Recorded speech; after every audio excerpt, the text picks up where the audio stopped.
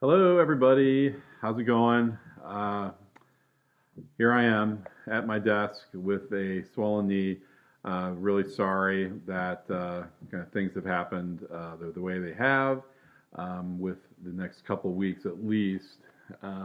But we'll just keep plugging through with the course as we can. I guess that's the beauty of technology. So, as part of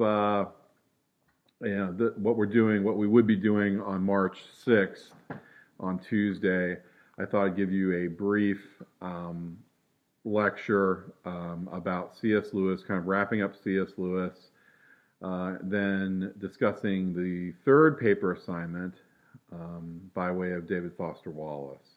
So to kind of keep us moving along. So, and to kind of like just let you guys know what we're doing during this virtual class period. I don't know what the deal with the knee is. The doctor's going to tell me on March 13th when I get an MRI done. So, gotta love middle age, right? So, let's go ahead first to. I just wanted to wrap up C.S. Lewis. I feel like we didn't have a chance to do that, obviously. And we had discussed how C.S. Lewis had argumentatively assembled a variety of building blocks, and each building block led to the next building block. Each was a subclaim for the big claim of Christianity is the truth.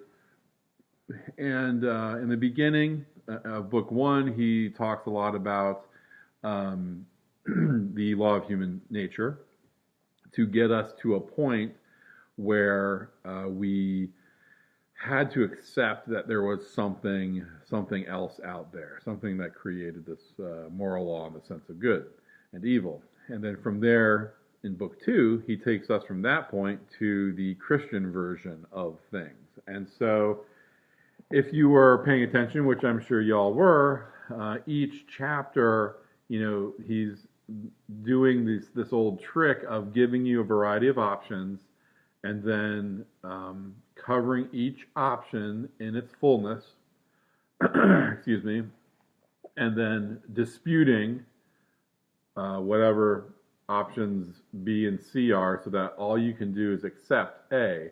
And he does that by kind of going into the different versions of religious thought. So, he says you can start with God or a God of some kind or not, right? And that was the materialist versus the religious view. Then he says you can choose pantheism. And pantheism was the idea that the universe was God. Essentially, it's kind of like the Buddha kind of way of looking at it. And then there was there was pantheism. Then there's kind of the Christian version of things, the Jewish version of things, and the Muslim version of things. And so then he goes about kind of dismissing materialism based on book one, pantheism kind of based on this idea that you can't be beyond good and evil and still have a sense of good and evil, which kind of resembles the law of human nature. And then moves to the idea in chapter 2 of dualism. So how do you deal with a God, and how do you have evil exist? And so, right, why do bad things happen to good people? That kind of question. And so he, works through, well, you could have this idea where there's two equally powerful forces, good and evil, and he dismisses that for the more Christian version of things, which is that evil is a parasite on good. Evil needs the qualities of good to complete its own evil purpose, right? Like intelligence or perseverance or insight, all these things evil needs to mess things up. So then he moves on to, in the third chapter, it's called The Lord, Liar, Lunatic.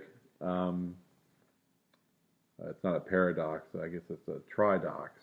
he gives you three options, and basically the argument goes something like, either you have to accept one of the three options. Either Christ was who he said he was, or he was a madman who was blabbing around about being God, or he lied about it. He knew he wasn't, and he lied to everyone about it. And C.S. Lewis says what you can't do is you can't call Christ a madman or a liar because he was of such high moral character, and that we've based our whole kind of system of Western ethics on him, that to call him a madman or a lunatic would be a kind of a contradiction. So then in the fourth and fifth chapter, really the argument ends at that third chapter. In the fourth and fifth chapter of Book 2, he's talking a little bit more about how Christianity operates and how it spreads, and where to go from there. And the rest of the book, I think I've said before, the rest of the book is, you can see it there. There it is. The rest of the book is about behavior, Christian behavior. So it's good reading, all of it. It's a great book. I've taught for a bunch of years. So I hope you enjoyed, or at least understood, the argumentation there and what he was doing. Okay, so that's part one of this little video lecture. I am beginning to read through the papers. All of those will be done by the time you write the first draft of the third paper, which will be due, if you look at the syllabus, it's due week 12, which is the week following spring break. So paper number 3, which I'm going to talk about here in a second, is going to be due. The rough draft is going to be due week 12. I think it's like March 29th. So this month. But after, no wait, did I get that right? No. Hang on a second. Sorry, this is live.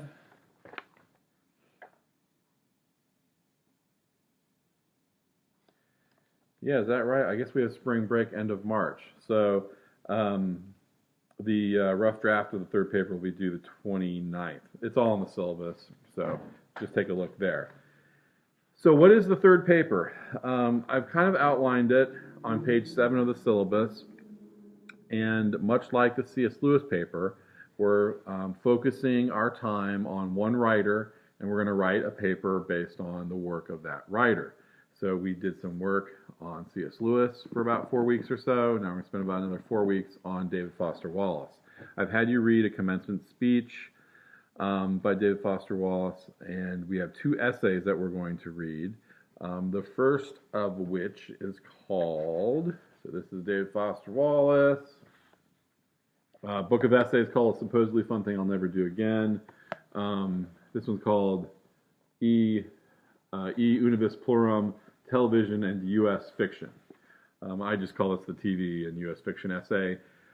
So we will be focusing the third paper on this essay. And I'm going to go to that essay here in a second to talk a little bit about it, as just kind of help you understand it as you begin to read it and work on this paper. So now I'm just going to read off the syllabus. The third paper will be based on this essay, and you're going to, in some way, discuss irony, the concept of irony, and satire and or satire in relation to what he calls power and profit. So before you start freaking out, just know that what I like to do with these assignments is toss, kind of point you in a direction, but give you the entire landscape, to go to. So I'm pointing in this direction. You can wander whatever path you want to take to get there. It's just that I do need you to address the essay in its specifics, and I need you to understand kind of this concept of irony. Now that's not going to make any sense right now, especially if you haven't read the essay. The idea will be to do the same thing you did with Lewis. So I asked you not to give me a book report, right? I asked you to take some aspect of Lewis's argument and to expand upon it. So either delve deeply into it in the way that you're adding something new or refute it, and disagree with it. I would also bring in an outside source that can help you do those kinds of things. It's another 3-page paper, so you'll be strapped for time. When I say 3 pages, that is minimum, 3-page minimum paper. You can go over, that's fine. So, so if you haven't read the essay, and maybe even if you have, you might be, just trying to figure out what direction to take. And so that's what I want to kind of talk about right now. So if you go to the TV and U.S. fiction essay, it starts on page, 21 for me. It's about 60 pages. So there are 2 topics here. One is fiction, and the other one's television. Do not get bogged down in the fiction part of this. So on one level, this essay is about writing and writers and how they write in an age of television, and how television and literature differ and how they are the same. I don't care if you really pay any attention to some of the real literary stuff that the English majors would get into about U.S. fiction. So you can kind of put that aside, just kind of get an idea of the main point there, but just kind of move aside. What I do want you to do is spend some time with the television aspect of this. What does David Foster Wallace say about television? What does it mean to grow up in an age of television? How does irony fit into this? How does advertising fit into this? How does manipulation fit into this, and deception? How might someone in power, like Trump, use the media to manipulate and deceive us? Let's see what David Foster Wallace has to say about all that. And having said that, that is exactly kind of how I want you to approach this 3rd paper, okay? So again, you look at what David Foster Wallace is saying about these concepts, okay? Try to understand the argument. His argumentation, the style is going to be totally different. He's all over the place. But he's very smart and very articulate, so he's definitely saying stuff here. It's just that he's not doing it in the real layman's way that C.S. Lewis does. So what is he saying about TV and irony? Figure that out. Grab onto a passage that really kind of engages you, and then kind of go from there and figure out what you would like to say about that passage. Do you want to add to it?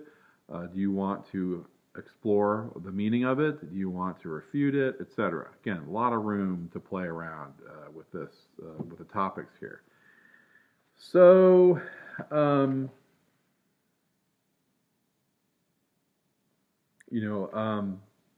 think that's what I want you all to do. So, all right. So basically, today is Tuesday, March 6th. So this is our Tuesday session. So I want you to have viewed this lecture. Then I want you to read the first 30 pages of this TV and U.S. fiction essay. On Thursday, which will be another virtual session, Thursday I'm going to post a discussion thread with some questions. I'm going to want you to answer those questions and then post those answers on a discussion thread for the first 30 pages. Then I'm going to ask you to finish the essay up by next week. Once we've done that, we can just see where things are. Hopefully I can see you guys again here at some point, and we can start covering the material together. If not, we'll continue to do it virtually. So that's kind of, those are the main pieces that I have for you. Email me. I'm more than willing to talk on the phone if you want to talk. Expect the grades with my comments so you'll have an idea of where things are. I am going to post a participation grade, which will be based on the first part of the semester and the discussion threads that you will have completed up to maybe Thursday, and then we'll just take it from there. So Sorry I can't see you guys in person. Sorry this took such a virtual turn, but that's how life is. And I hope you guys are getting some good work done and enjoying the weather. It's kind of nice now, so that's good. So take care and feel free to email if you have any questions.